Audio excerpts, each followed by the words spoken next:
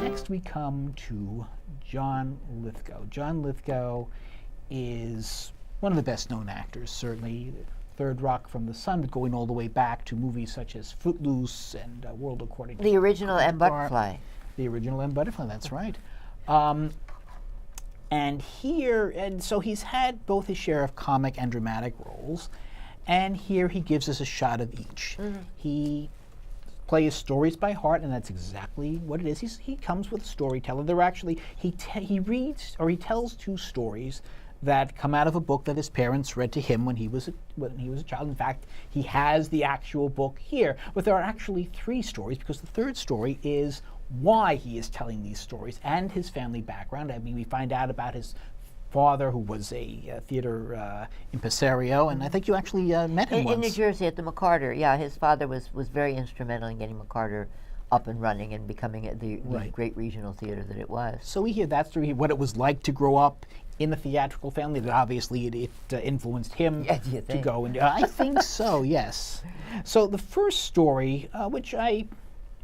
Well, but could I just say one thing, though? The thing is that when he was a little boy, his father read the stories to him. Well, now he was reading the stories to his father as an older man who was declining and who didn't always know what was going on, and he would laugh or not at the things so that John knew that he was reaching him. Mm-hmm. So that was what was important. Sorry, go ahead. Yeah, that's all right. That's all right. Anyway, so he tells these two stories. One is Ringlander. It's called Haircut. Basically takes place in a barber shop where a barber is recanting the story to someone he's giving a haircut to. It's interestingly a dramatic story, and you really start getting annoyed at the barber because he's talking about the town ne'er-do-well, who was really hurting a lot of people in the town, and he thinks it's such a hilarious tale. And it's kind of like, and then he fell over, and he laughs over things that are not funny. Pushed someone over. Right? Yes. Like right. And the second is a comedy. It's about this Auntie Mame type uncle. It's a British story by P.G. Wodehouse, yeah. Right. Who did Bertie and Wooster. Who comes to town, who comes down from the country occasionally, and drags his poor nephew into these ridiculous situations. This one being they break into a house, they pretend to own it, they meddle in another family's affairs. And the interesting thing there is, I mean, in the first story, what's interesting is that as he's doing, Lithgow never stops. He's always doing the barber thing. He's shaving the guy, and he's cutting his hair, and he makes noises. And he's stropping the. Well, I know, and he's because it's showing off. But he's doing it. He stays in the character the whole time. But when he gets to the P.G. Wodehouse story, it's got 4 or 5 or 8 different British accents, and each one of the characters keeps his own British accent. Right. That I think is very, that's exceptional. Kind of like Jim Dale reading the Harry Potter stories, although I have to say Jim Dale does it better. He does 231 accents, and he won an award for doing that. Yeah. Yes.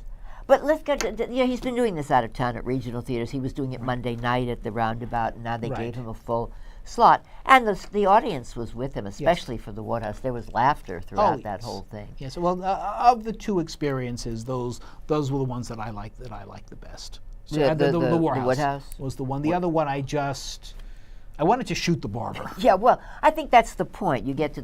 then I got the point. And there's a moment, it's just a moment, where there's something flickers across his face. Now, that's not in the story.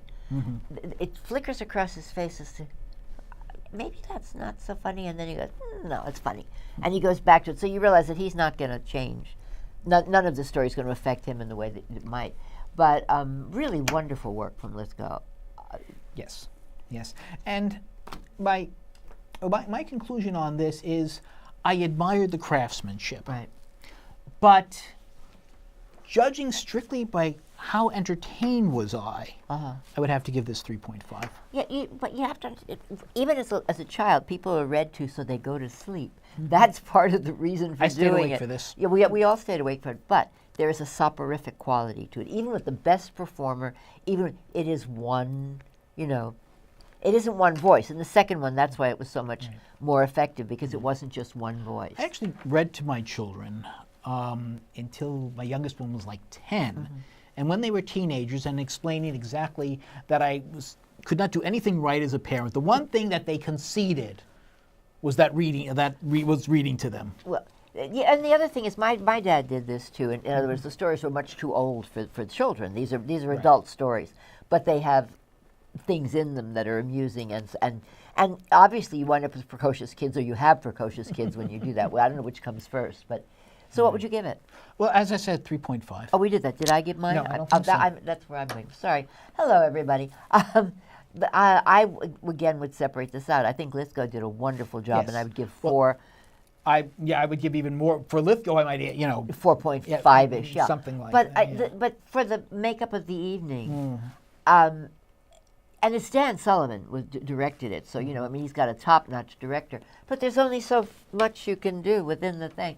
So I would give the first one a different grade than I would give the second one. Okay. I'd give the first one 3-ish, and I'd give the second one 4-ish, and I'd come back to 3.5. You see? Okay, yes. So there we go. But I want All to right. explain why. That's all. Okay, well, and you did. And I did.